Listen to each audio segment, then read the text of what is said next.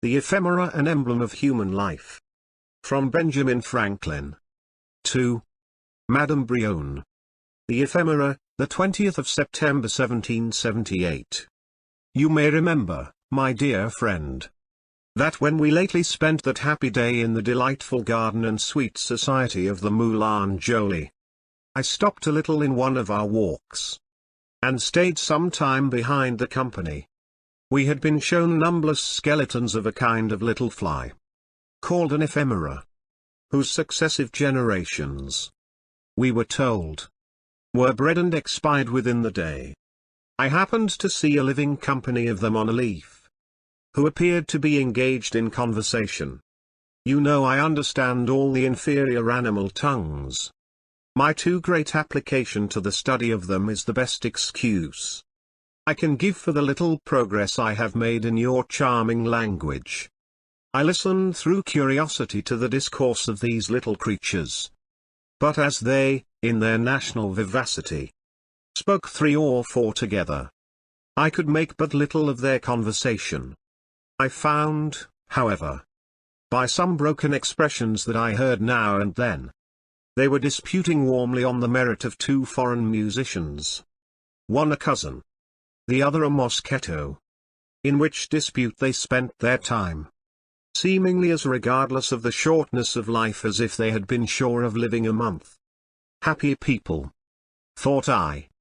You are certainly under a wise, just, and mild government, since you have no public grievances to complain of, nor any subject of contention but the perfections and imperfections of foreign music.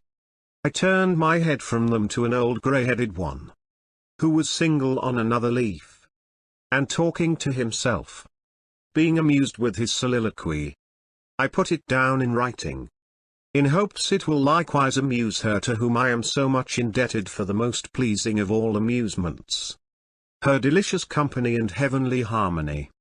It was, said he, the opinion of learned philosophers of our race, who lived and flourished long before my time, that this vast world, the Moulin Joly, could not itself subsist more than 18 hours.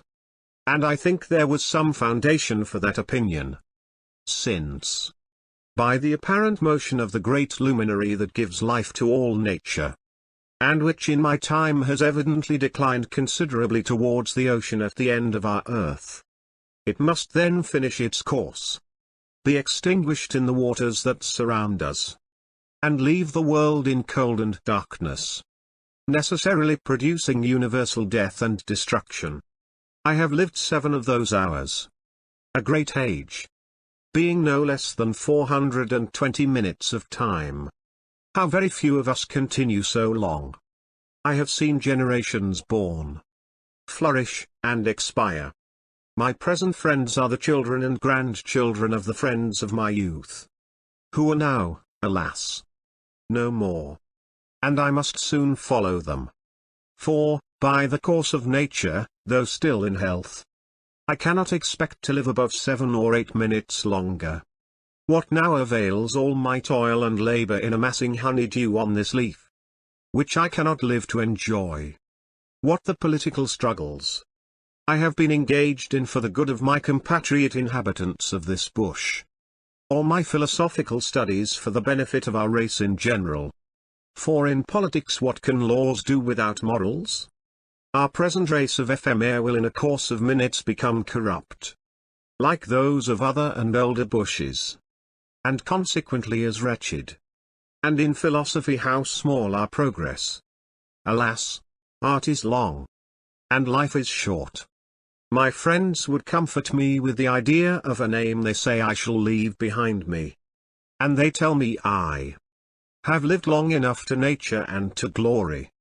But what will fame be to an ephemera who no longer exists? And what will become of all history in the 18th hour, when the world itself, even the whole Moulin Joly, shall come to its end and be buried in universal ruin?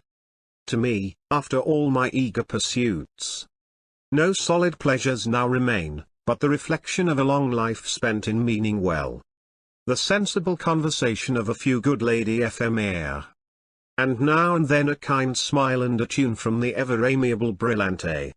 End of the essay. Thank you.